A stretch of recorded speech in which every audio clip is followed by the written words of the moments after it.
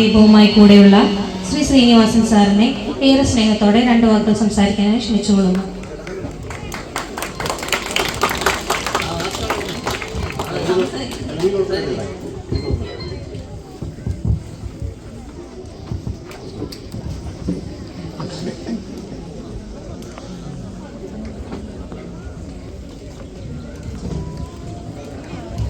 എല്ലാവർക്കും നമസ്കാരം. ഞാൻ എല്ലാ കൊല്ലവും ഇതുപോലുള്ള സന്ദർഭങ്ങളിൽ സംസാരിക്കേണ്ടി വന്നിട്ടുണ്ട്. അതുകൊണ്ട് കൂടുതലൊന്നും പറയാനില്ല. അതാണ് നല്ലത്. എൻ്റെ മകനും പറയുന്നത് കാഴ്ചയിൽ എൻ്റെ മകനാണെന്ന് ഇവന്ന് തോന്നില്ല. പക്ഷെ എൻ്റെ മകനാണിത്. എല്ലാവരും പറയുന്നത്. അപ്പോൾ എനിക്ക് 2 മക്കളാണ്. പിന്നീട്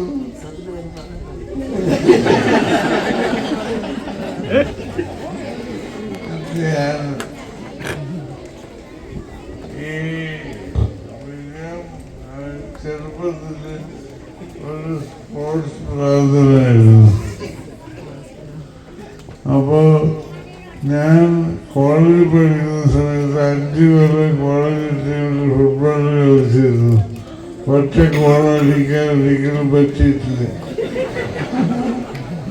അങ്ങനെ കണ്ണൂർ ഭാഗത്ത് ഉള്ള കോളേജുകളിൽ ഏറ്റവും വീക്കായിട്ടുള്ള ടീം പയ്യന്നൂർ കോളേജിലായിരുന്നു. അവരോടെങ്കിലും ജയിക്കുന്ന നമ്മൾ പ്രതീക്ഷയോടുകൂടി പോയിട്ടുണ്ട്. പക്ഷേ തുല്യത ഗോള് വാങ്ങി പോരുന്നത് ജയിക്കാൻ പറ്റിയില്ല. അങ്ങനെ അവസാനം പിന്നെ അവിടുത്തെ പയ്യന്നൂർ കോളേജിലെ ആർട്സുകൾ പിന്നാലെ എത്തിയ എന്നെ എൻ്റെ പയ്യന്നൂർ കോളേജിൽ രക്ഷകനെ ക്ഷണിച്ചു. ആർട്സുകൾ പിന്നാലെ പ്രശ്നമില്ല.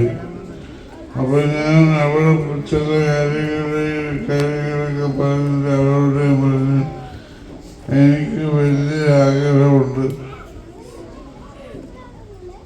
കുറേ കാലം നിങ്ങളുമായിട്ട് ഫുട്ബോൾ കളിച്ചിട്ട് ഗോൾ കളിക്കാൻ പറ്റിയിട്ട് പഴയ ഗോൾ പോസ്റ്റും ബോളൊക്കെ ഇവിടെ ഉണ്ടെങ്കിൽ ഇവിടെ വെച്ചിട്ട് ഞാൻ എനിക്ക് 2-3 ഗോൾ അടിച്ചിട്ട് പോയാൽ സമ്മതിക്കണമെന്ന് പറയും.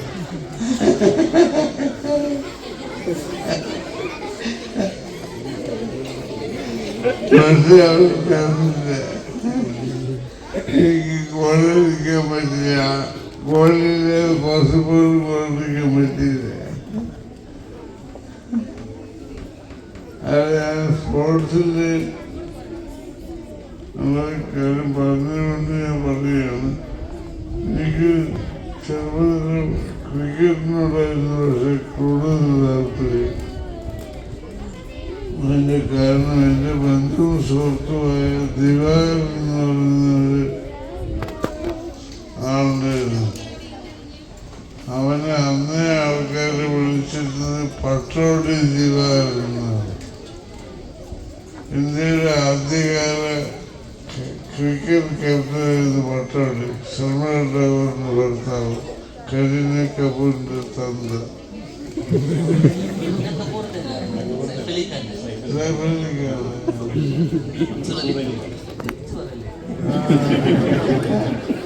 അത് ഇതുകൊണ്ടാണ് ഇവരെ ഞാൻ കൂട്ടിയത്.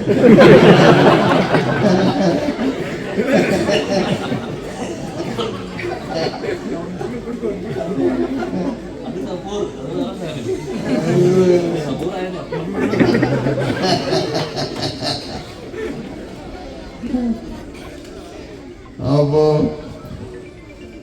അന്ന് ഞങ്ങളുടെ വീട്ടിലൊന്നും കറണ്ടില്ല. റേഡിയോയിലൂടെ റണ്ണിങ് അവർക്ക് കേൾക്കാൻ പറ്റുള്ള യാതൊരു സാധ്യതയില്ല. പക്ഷേ ഈ പട്ടോടി ദിവാകരൻ്റെ കയ്യിൽ പോക്കറ്റ് റേഡിയോ ഉണ്ട്. അതിലാണ് ഇപ്പോഴും കമൻട്രി കേട്ടോണ്ടിരിക്കുന്നത്. ഞാൻ ആ റേഡിയോയിലാണ് ആദ്യമായി കമൻട്രി കേൾക്കുന്നത്. പിന്നെ ക്രിക്കറ്റ് എൻ്റെ ഒരു ഭ്രാന്തായി. എൻ്റെ കമൻറ്റൊക്കെ എപ്പോഴും അത് കേട്ടുകൊണ്ടേയിരിക്കും. ജീവിതത്തിലെ എല്ലാ കാര്യങ്ങളും ഈ പറഞ്ഞ പോലെ എല്ലാം തെറ്റിയിട്ടുള്ള എന്തെങ്കിലുമൊക്കെ അങ്ങനെ പറയരുത്.